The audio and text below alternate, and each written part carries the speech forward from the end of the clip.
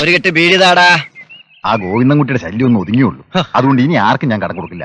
അയ്യോ, ഗോവിന്ദൻകുട്ടിയെ ഒതുക്കിയത് ആനമുറ്റത്തുകാരാണെങ്കിലും ഞങ്ങള് പറഞ്ഞിട്ടാണെന്ന് അറിയാലോ. അതുകൊണ്ട് നോക്കിയും കണ്ടും പെരുമാറിയ തനിക്ക് കൊള്ളാം. ഇല്ലേ മദന? എടോ അസ്ഥി എണ്ണേണ്ടി വരും. അതെ, അതുകൊണ്ട് സൂക്ഷിച്ചും കണ്ടുമൊക്കെ ഇടപെട്ടാ കൊള്ളാം. അല്ലേ വല്യേട്ടാ? അല്ലാതെ ഇടിയുണ്ട്. വേണ്ട വേണ്ട വേണ്ട. അരിച്ചാക്കിന്റെ ഇടയിൽ കേറാതെ എലി പണി തരും. ഇനി വാ. ആ വാടക ഇങ്ങെടുക്ക. കഴിഞ്ഞ മാസം വാടക ചോദിച്ചപ്പോ താൻ എന്തുവാ പറഞ്ഞേ? കിളി പോലുള്ള 2 പെമ്പിള്ളേരുടെ ജാഥ കൊണ്ടുവരാമെന്ന്. എന്നിട്ട് എന്താ കിളി ഇതുവരെ വന്നില്ലേ? കല്യാണം കഴിക്കാത്ത വിഷമം ഉണ്ണിച്ചാട്ടന്മാർക്കേ അറിയൂ. അപ്പോഴാണ് അവന്റെ ഒരു കിളി പോലുള്ള ജാതം വെച്ച്. അത് പിന്നെ ചൊവ്വാദോഷം എന്നൊക്കെ പറഞ്ഞ് വല്യമ്മച്ച് എന്നെ വിരട്ടും. അത് പേടിച്ചാ ഞാൻ അങ്ങോട്ട് വരാത്തത്. ഇപ്പൊ എന്റെ കയ്യിൽ കിളി പോലുള്ള 2. മതി മതി മതി മതി, കൂടുതൽ വിവരിക്കണ്ട. താൻ ഇപ്പൊ പറഞ്ഞ 2 കിളികളുടെ കാര്യം ഞങ്ങളുടെ തറവാട്ടിലൊന്നും ഒന്ന് പറഞ്ഞ് അതൊന്ന് ശരിയാക്കി തരണം. അല്ലെങ്കിൽ ഈ കട ഒഴിഞ്ഞോണം. ഇപ്പൊ ഇപ്പൊ വേണ്ട, നാളെ മതി. എന്തിനാ ഉണ്ണിയേട്ടൻ നാളത്തേക്കാക്കണത്? ഇപ്പൊ തന്നെ അവന്റെ കൂടും കൊടുക്കുന്ന ഓടയിലേക്ക് എറിഞ്ഞേക്കാം. അതൊന്നും വേണ്ട, ഞാൻ വരാം. എന്നെ വല്യമ്മച്ച് വെട്ടിക്കൊന്നാലും കുഴപ്പമില്ല, ഞാൻ വരാം.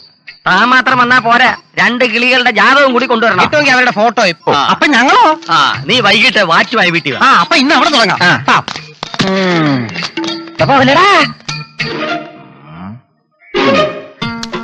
കേറി വാ.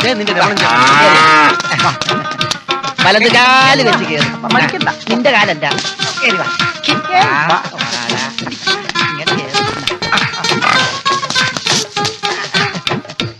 ഉമ്മ എവിടെ? ഇപ്പൊ തന്നെ തരാം. ഉമ്മ തരല്ല, പാത്തുമ്മ താത്തന്നെ വിളി. പാത്തുമ്മ താത്ത, പാത്തുമ്മ താത്ത. ഓ, എത്ര താ? പാത്തുമ്മ താത്ത 5 താ. പാത്തുമ്മ താത്ത 5 താ. അതെങ്ങനെയാണ്? പാത്തുമ്മ 5 താ. പാത്തുമ്മ വന്നു. ഹലോ. പന്നി. അയ്യോ, ഇത് പന്നിയല്ല, പശുവാ. കൗ കൗ. ഇനി എവിടുന്ന് മോഷ്ടിച്ചാ വേണ്ട നമുക്ക് കൊണ്ടുപോയിക്കോ അവിടുന്ന്. ഇനി ഇതിന്റെ പേരിൽ ആനമുറ്റത്താരം ഇവിടെ വന്ന് ബൈക്കിന് മക്കാനത്ത് നിക്കണല്ലേടാ. ഇവിടെ പശുവിനെയും വേണ്ട പന്നീനെയും വേണ്ട. അയ്യോ, അവിടെയാണ് താത്തക്ക് തെറ്റിയത്. ഒരു ബിസിനസ് നടത്തുമ്പോ ഡീറ്റെയിൽ പറഞ്ഞു കൊടുക്കണ്ടടാ.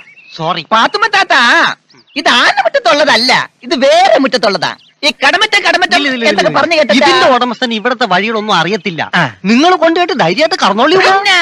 കൊണ്ടുപോണേ ഇബ്ലീസുകളെ. ഞാൻ അപ്പോഴേ പറഞ്ഞതാണ് ഈ ഐശ്വര്യം ഇല്ലാത്ത ഈ പശുവിനെ മോട്ടിക്കണ്ടെന്ന്. രണ്ടുപേരും അവിടെ നിന്നേ. ഇപ്പഴെങ്ങനെയുണ്ട്? ഞാനിത് തുടങ്ങിയതല്ല. അതെ, നമ്മുടെ കയ്യിൽ നിന്നും വാങ്ങിയ കായ് കൃത്യമായിട്ട് തിരിച്ചു തന്നേക്കണം. അല്ലേ നമ്മുടെ സ്വഭാവം അറിയാലോ.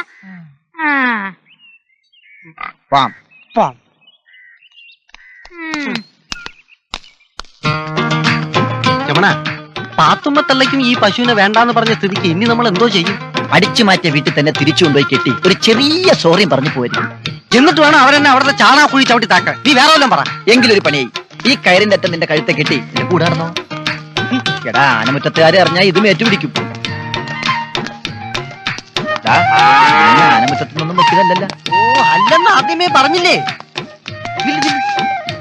എനിക്കൊരു ഐഡിയ. പറഞ്ഞ തൊലക്ക്. നീ ഈ പണ്ടാരത്തിന് ആ തെങ്ങിലോട്ട് കെട്ട്. എന്നിട്ട് നമ്മൾ മുങ്ങും. അല്ലാതെ കൂട്ടിരിക്കാൻ എവള് തന്നെ കുഞ്ഞമ്മയൊന്നുമല്ലല്ലോ. അല്ല, അതിപ്പോ ഈ പിടിയടാ, കെട്ട്. ഇങ്ങോട്ടോ കെട്ട്. അയ്യോ, വിളിച്ചോ? വിളിച്ചില്ല.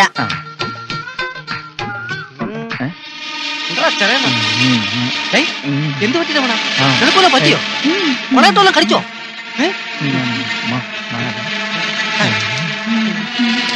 ഹലോ, എന്താണ് ഇവിടെ? ഈ വഴി പോയപ്പോ തെങ്ങ് കണ്ടു. പശുവിനൊന്ന് കെട്ടി നോക്കാന്ന് കരുതി. കാണുന്ന തെങ്ങിലൊക്കെ നീ കെട്ടോടാ. കെട്ടാൻ പറ്റിയ തെങ്ങാണെങ്കിൽ സൗകര്യം കിട്ടുമ്പോഴേ കെട്ടും. ഇവൻ പറഞ്ഞിട്ടാ. ആ ആനമുറ്റത്തുകാർ വന്ന് എന്റെ കഴുത്തെ പിടിക്കുന്ന കാണുമല്ലടാ. അയ്യോ, അതെന്തിനെ? അങ്ങനെ ആരും അടിച്ചോണ്ട് പോടാ.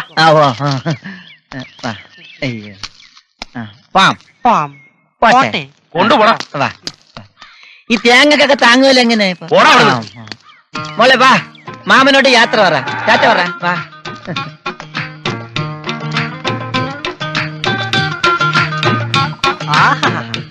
നല്ല ബെസ്റ്റ് പ്ലേസ്. ഒറ്റ കൈ പ്രയോഗമാണ്. ഇതിലും രക്ഷയില്ലെങ്കിൽ ടൗണിലെ ഏതെങ്കിലും ഹോട്ടലിൽ ഞാൻ ഇതിനെ മട്ടനാക്കി വിളമ്പും. തേടിയ വള്ളി കാലേ ചുറ്റി എന്ന് പറഞ്ഞു കേട്ടിട്ടുണ്ട്. പക്ഷെ കാലേ ചുറ്റിട്ട് അഴിഞ്ഞില്ലെങ്കിൽ അഴിഞ്ഞില്ലെങ്കിലേ ദേ, ഇങ്ങനെ അഴിക്കണം. കണ്ടാ നീ ആരെങ്കിലും വരുന്നുണ്ടോ നോക്കിയേ. നോക്കി ആരും വരുന്നില്ല. ഇങ്ങനൊരു തള്ളു. ഇപ്പൊ കാലിൽ ചുറ്റഴിഞ്ഞില്ലേ നോക്കിയേ. അഴിഞ്ഞു.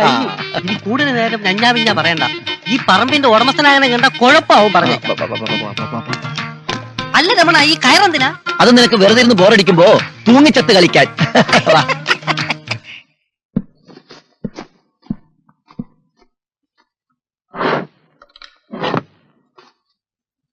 എങ്ങോട്ടാ ഇത്ര ധൃതി വെച്ച്? മനക്കിലെ ശേഖരമേനോന്റെ മൂത്ത മകളുടെ കല്യാണം ഉറപ്പിക്കലാ ഇന്ന്. നാട്ടുകാരുടെ മക്കളുടെ കല്യാണം ഉറപ്പിക്കാൻ എന്താ ഒരു ഉത്സാഹം. അതെ, നമുക്ക് മക്കളില്ലാത്തത് കൊണ്ടാ നാട്ടുകാരുടെ മക്കളുടെ കല്യാണത്തിനും പൊലകൊളിക്കും ഒക്കെ പോകുന്നത്. അതെന്റെ കുറ്റം കൊണ്ടൊന്നല്ലല്ലോ. ആരുടെ കുറ്റം കൊണ്ടായാലും ശരി, നിനക്കിപ്പോ എന്താ വേണ്ടത്? നമുക്ക് മക്കളില്ലെങ്കിലും നമ്മള് മക്കളെ പോലെ കരുതുന്ന. നമ്മളൊന്ന് വേണ്ട, ഞാനൊന്ന് പറഞ്ഞാ മതി. ശരി, ഞാൻ മക്കളെ പോലെ കരുതുന്ന രാമകൃഷ്ണനും രാജീവനും ഓരോ പെൺകുട്ടികളെ കണ്ടുപിടിച്ച് കെട്ടിച്ചു കൊടുക്കേണ്ട ചുമതല നിങ്ങൾക്കും കൂടി ഉള്ളതാണ്. അതറിയോ? എടി നാവടക്കടി. ആനമുറ്റം തറവാട്ടില് ഈ ദാക്ഷായിനി അമ്മയുടെ ശബ്ദം മാത്രം കേട്ടാ മതി. ഇവിടത്തെ പിള്ളേരെ കല്യാണം എന്ന് നടത്തണം, എങ്ങനെ നടത്തണം തീരുമാനിക്കുന്നത് ഞാനാ. എനിക്ക് എന്റെ സൗകര്യം പോലെ ഞാൻ നടത്തും. ഇയാള് രാവിലെ കുറ്റം പറിച്ചോണ്ട് എങ്ങോട്ട് പോണു? ആരും ഇല്ല ഇവിടെ. എന്താടാ? നല്ല കിളി പോലുള്ള രണ്ട് പെൺപിള്ളേര്. അതെന്താടാ? അവർക്ക് കൊക്കുമാലൊക്കെ ഇല്ല. അമ്മച്ചിയുടെ ഒരു തമാശ. ആരാടാ നിന്റെ അമ്മച്ചി? ഈ വല്യച്ചിക്കൊന്നും ഉണ്ടായിരുന്നൂടെ? വീട്ടിലുള്ളവരോട് മെക്കിട്ട് കയറും പോലെ. നീ പോടി അപ്പുറത്ത്. പണ്ട് ഞാൻ ഇവരെ നോക്കി വെച്ചിരിക്കുക. ഞാൻ അറിയാതെ ഇവിടെയുള്ള പിള്ളേർക്ക് കുറെ നാളെ ഇവൻ കല്യാണം ആലോചിക്കുക. നാട്ടിലുള്ള മറ്റുള്ളവർക്ക് കെട്ടി തീർന്നോടാ. അയ്യോ ഇല്ലേ.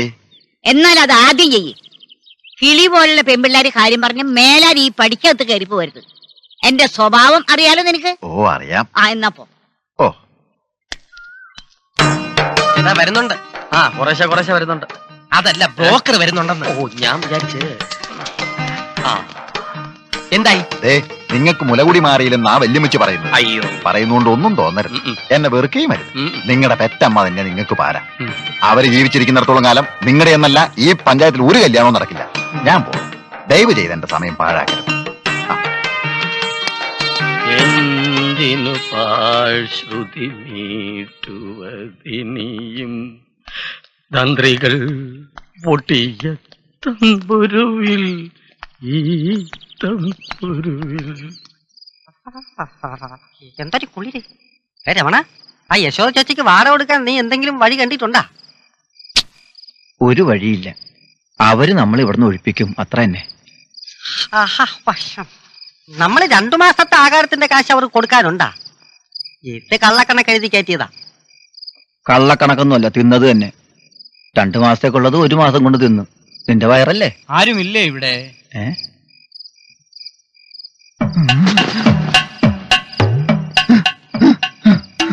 നട്ടപ്പാരയ്ക്ക് ഇറക്കി വിടാൻ യശോദ ചേച്ചി വന്നതായിരിക്കും. നമ്മൾ ഉറങ്ങിയെന്ന് വിളിച്ചു പറ. ഉറങ്ങിയവരെങ്ങനെയാടാ വിളിച്ചു പറയുന്നേ? എങ്കിൽ പുറവശത്തൂടെ ഇറങ്ങി ഓടാ. അതൊന്നും ശരിയാവില്ല. ഒരു കാര്യം ചെയ്യാം, യശോദ ചേച്ചിയുടെ കാല് വീണ് കരഞ്ഞു പറഞ്ഞു നോക്കാം.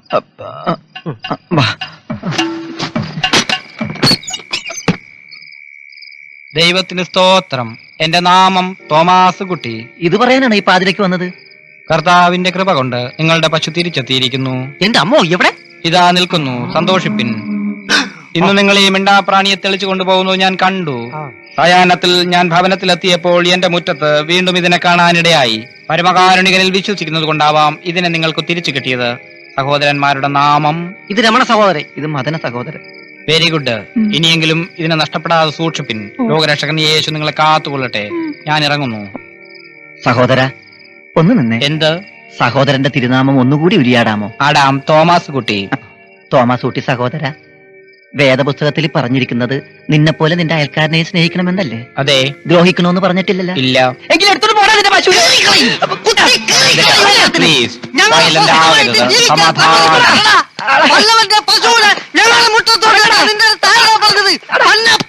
അല്ല, ഉപദേശി നിയന്ത്രിച്ചില്ലേ? വാ. എനിക്കൊരു അടിയുടെ കുറവുണ്ടായിരുന്നു. ഇപ്പോഴെന്ത്